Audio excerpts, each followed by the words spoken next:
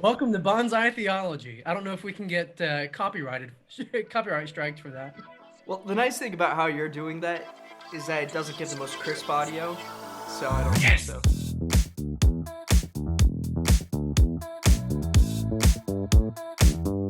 All right, so today we prepared some stuff for each other to react to, and I thought for sure Nathan would have watched this, but right before we started recording, found out that he didn't know what I was talking about by the most famous quote in it.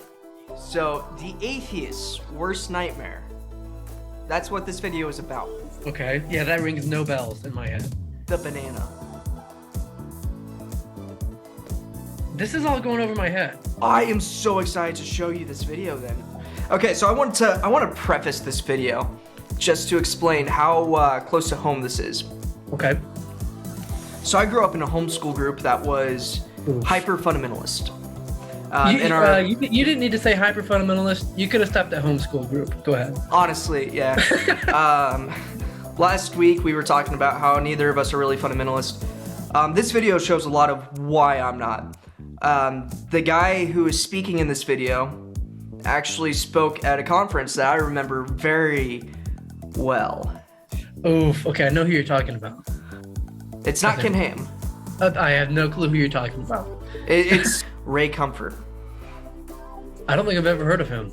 All right. And I've since learned that when you really look at the evidence, the truth is it takes more faith to be an atheist than... Hang on. Oh yeah, that is Kirk Cameron. Kirk Cameron? Yeah. Just just how it's set up is giving me some weird vibes. This is like Christian / serial killer vibes. If a Christian was a serial killer, this is where they would go. It's because of their socks, isn't it? Yeah, their socks, how they're sitting. This guy has a mustache. does to believe in God. You've really got to ignore the facts. Wait, okay, sorry. I feel like, so who'd you say that was? Kirk Cameron, you know, like Fireproof, Left Behind. Yeah, okay, that's why it sounded so familiar. All right. Funny how we equate the word atheism with intellectual. It's the exact opposite. Did he just imply that if you're not Christian, then you're dumb? Yep. Oh, man. We're only, like, hitting the beginning of it. Oh, wow. Oh, man. And I remember hearing this guy talk in a room full of, like, 30 people in the middle of western Kansas. Oof, wow. That's peak homeschool right there. To believe the soda can happened by chance is to move into an intellectual free zone. It's to have an echo when you think. It's to have brain liposuction. Behold, the atheist's nightmare. Now, if you study a well-made banana, you'll find on the far side there are 3 ridges. If that truly is an atheist's worst nightmare, if their number one fear is a banana, then maybe atheists and intelligence don't go together. I mean, you know, if that were true, I would agree. You'll find the maker of the banana, Almighty God, has made it with a non-slip surface. Is this an apologetics video or is this sex ed? Because I'm having flashbacks to 5th grade here. Okay, let's be honest. I was homeschooled. This is the closest I got. It has outward indicators of inward contents. Green, too early. Yellow, just right. Black, too late. Now, if you go to the top of the banana, you'll find, as with the soda can makers, they placed a tab at the top. So God has placed a tab at the top. When you pull the tab, the contents don't squirt. Bananas is... You'll find the wrapper, which is biodegradable, has nature's soda pop. Notice how gracefully it sits over the human hand. Notice it has a point at the top for ease of entry. It's just the right shape for the human mouth. It's chewy, easy to digest, and it's even curved toward the face to make the whole process so much easier. Seriously, Kirk, the whole of creation testifies to the genius of God's creative hand. He just demolished any counter argument an atheist can come at him with. There is no chance any atheist can go up against that. Are you kidding me? A banana is up there with God. So that got the bulk of it. The rest is Kirk Cameron talking more about nonsense. The biggest issue with this argument, okay, is that specific banana he's holding is a Cavendish banana. I probably butchered how you pronounce that. which is a banana that does not occur naturally. It is one that has been so heavily impacted by humanity that you cannot find it grow in nature. And actually, you see the banana that's in The Terrifying Truth About Bananas? Yes. That's what bananas actually looked like before human intervention. Oh, wow. So I'm curious, what was your experience like hearing him talk, if you remember it? This is something that I've talked to my parents about a lot. So they understand where I stand with this, and they actually agree with me that the culture we grew up in was not healthy. So I remember him talking about that pretty specifically, but I would have been like 5. Oh, Like, okay. I was very young hearing it. Were you just blown away? Was your mind blown about the banana? No, I was actually really upset with him because monkeys open it from the other end, and that was something that I had been raised telling people. Oh, so at 5 years old, you saw the hole in his argument. Okay. Not quite. I wouldn't say that. I just didn't like how he opened the banana. So there are a lot of issues, and why are you centering that? No. No. Because this is probably the greatest debate that's ever happened. Oh yeah, you pull together 2 people who aren't experts in the field and don't even, neither of them have degrees in this. Bill Nye's an engineer. Yeah. Ken Ham is a fundamentalist. So yeah, to be clear on my stance on that, I strongly disagree with it. If you stand on 7-day creation, theistic evolution, that type of stuff, power to you. I think the important words are, in the beginning, God created. And then going into the Christian faith, what matters is love God, love others. Yeah. How loving is it to call someone who disagrees with you? What did they say? He said atheist, or like, and I'm paraphrasing, I guess. Mm-hmm. Atheism does not go hand in hand with intelligence. And that was, yeah, to tag on to what you're saying, that was my biggest complaint about the video. One, the video's dumb. That's the dumbest argument I've ever heard, first off. And to have the audacity to assume that because you're a Christian, you have everything figured out.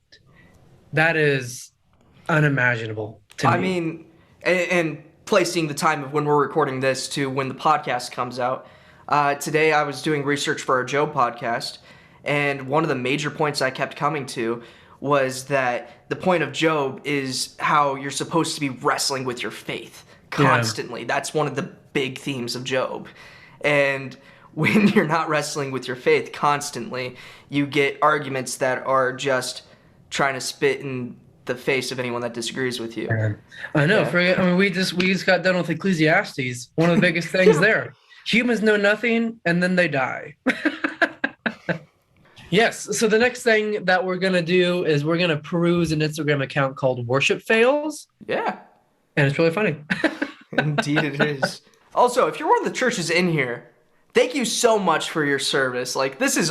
I love cool. Churches that are willing to tease themselves. Jesus, our redemption, our salvation is... Okay.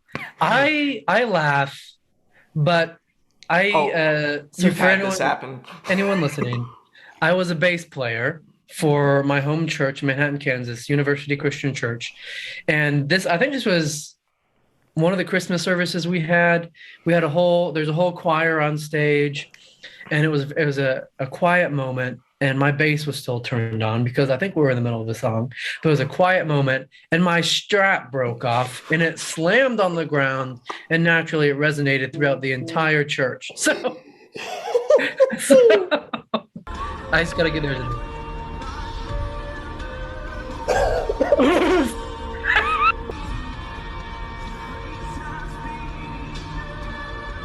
He's breaking down walls in the name of God. Yeah. You can't silence his worship. Oh man, and that's elevation worship. Okay. I was wondering how they had like tech guys on their feet already. Yeah, like, that was crazy. Not gonna lie, every time that I work with a drum cage and it's not like a secure cage, this is kind of a fear. Man. Because the way that those cages are set up is that there's these loose plastic bits in between it holding each of the wedges. And oh man, those are terrifying. Forever, he reunites and dreams fall. The arms of angels, they're standing side. Is this Pentecostal? Is that tongues?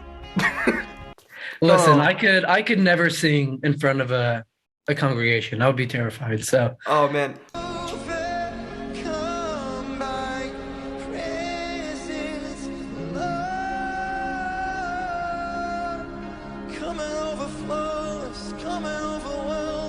he was overcome by the presence, and it just By the presence of autotune. Oh my gosh.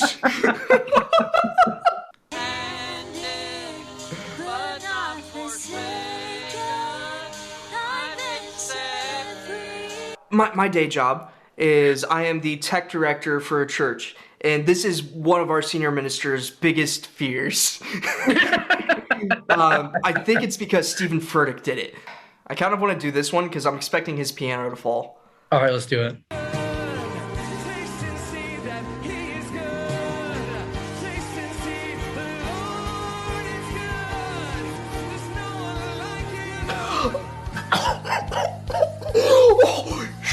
It just goes silent. Oh my Did you land! see the amount of keys that fell off the keyboard? Wait, no.